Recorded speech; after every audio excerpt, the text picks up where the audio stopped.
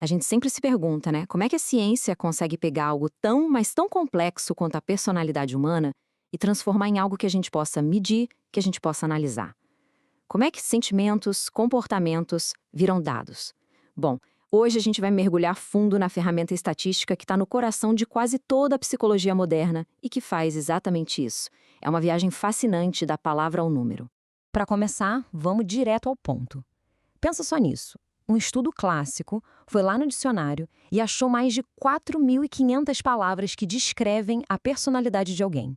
4.500? Como é que se sai dessa imensidão de adjetivos para chegar num modelo científico tipo os 5 grandes traços da personalidade? Garanto que não é mágica. A resposta tem nome: análise fatorial. Pensa nela como se fosse uma espécie de detetive estatístico. Ela olha para um mar de informações, para centenas de variáveis e começa a procurar por padrões escondidos, por pistas, que mostrem quais coisas andam juntas, agrupando tudo em alguns poucos fatores que realmente fazem sentido. Para a gente entender como essa ferramenta funciona, vamos começar com a lógica por trás de tudo. É uma ideia bem simples, na verdade. A de que as coisas que têm a ver uma com a outra, bom, elas se agrupam. E o lance é o seguinte: um traço de personalidade, na real, não é uma coisa abstrata, é um padrão. Quando vários comportamentos diferentes variam juntos de um jeito consistente, eles estão, na verdade, definindo um traço.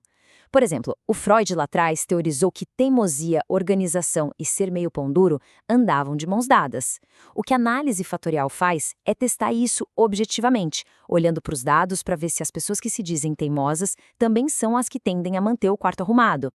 E olha, esse exemplo aqui deixa tudo super claro. Imagina a cena. A gente vai num bar e mede 6 coisas diferentes em um grupo de estudantes. A análise fatorial não se confunde. Ela percebe rapidinho que peso, comprimento da perna e do braço, tudo isso tem a ver com uma única coisa: tamanho. Enquanto isso, a fala meio enrolada, fala demais e andar cambaleando, bom, isso tem a ver com outra coisa: embriaguez. A ferramenta acha esses dois grupos, esses dois fatores, sem que ninguém precise dar nenhuma dica para ela. E é aqui que está a beleza científica da coisa toda. Diferente daquelas teorias clínicas mais antigas, que dependiam muito da interpretação de um psicólogo, a análise fatorial é totalmente guiada pelos dados. Ela encontra padrões que são públicos, que qualquer um pode verificar e que podem ser replicados em outros estudos. Isso traz um nível de objetividade que é, assim, fundamental para a ciência da personalidade. Agora, para a gente entender a análise fatorial de um jeito mais intuitivo mesmo, vamos tentar visualizar a coisa.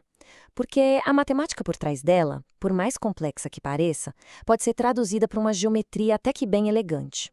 Tudo começa com isso aqui, uma matriz de correlação. Cada número nessa tabela mostra o quão forte é a relação entre duas perguntas de um questionário. Dá uma olhada. Os itens de 1 a 3 têm correlações bem altas entre si e os itens de 4 a 6 também. Agora, a correlação entre os dois grupos é quase zero. Olhar para uma tabela dessas, especialmente com dezenas ou centenas de perguntas, pode ser bem confuso. E é aqui que a mágica visual acontece.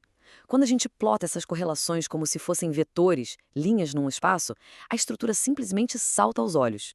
De repente, aquela tabela cheia de números se transforma em dois agrupamentos, dois clusters super claros e óbvios. As variáveis de 1 a 3 apontam todas para uma direção, e as de 4 a 6 para outra completamente diferente. A regra para entender esse mapa visual é bem simples, na verdade. O ângulo entre as linhas é a correlação. Se as linhas estão pertinho uma da outra, com um ângulo pequeno, a correlação é alta e positiva. Se elas formam um ângulo de 90 graus, a correlação é zero, ou seja, são independentes. E se elas apontam para direções totalmente opostas, a correlação é negativa. Essa é a chave para a gente entender o que o computador está enxergando. Ok, então o computador foi lá e achou os agrupamentos. O resultado final que ele entrega para a gente se chama matriz fatorial. Agora vamos aprender a ler esse mapa. Essa tabela aqui resume tudo. Ela mostra a correlação de cada pergunta original com os fatores escondidos que foram encontrados. Olha só como as variáveis 1, 2 e 3 têm números altos, as tais cargas, no fator 1, e quase nada no fator 2. E o contrário acontece com as variáveis 4, 5 e 6. A estrutura fica claríssima.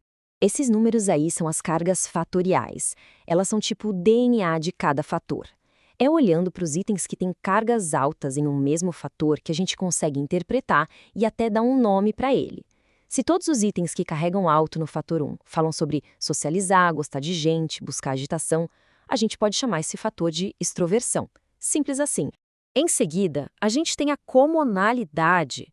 Pensa nela como se fosse uma nota de pertencimento. Ela diz pra gente o quanto de uma pergunta específica é explicado pelos fatores que a gente encontrou. Um item com comunalidade baixa é tipo um estranho no ninho. Ele não se encaixa bem no grupo.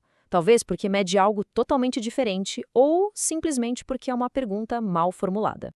E por último, o alto valor, ou eigenvalue em inglês.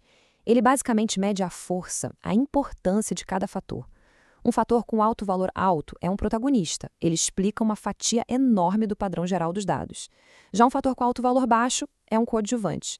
Isso ajuda muito a decidir quantos fatores são realmente importantes para a gente analisar. Agora, é importante saber que a análise fatorial não é um processo 100% automático, sabe? O pesquisador, o analista, precisa tomar algumas decisões bem importantes no meio do caminho que vão acabar moldando o resultado final. Uma escolha crucial é entre uma solução que a gente chama de ortogonal, que força os fatores a serem totalmente independentes, e uma solução oblíqua, que permite que eles tenham uma correlação entre si. Na psicologia, é raro que traços como ansiedade e depressão, por exemplo, sejam 100% independentes. Então, uma solução oblíqua geralmente pinta um retrato mais fiel da realidade. Outra decisão é o tipo de análise. A mais simples, chamada de PCA, assume que os fatores explicam tudo. Já a análise fatorial de verdade, a FA, que é mais precisa, reconhece que cada pergunta também tem uma variância única, ou seja, um pedacinho de informação que não é compartilhado com mais ninguém. Por exemplo, o medo de lugares fechados pode ser parte do traço geral de neuroticismo, mas também pode ter uma partezinha única ligada a uma experiência específica da infância, que só aquela pergunta consegue capturar. Tá, mas para que serve tudo isso no mundo real, afinal? Vamos ver agora como essa teoria toda se transforma em prática. E as aplicações, olha, são gigantescas e realmente transformadoras. Uma das aplicações mais poderosas é criar modelos hierárquicos.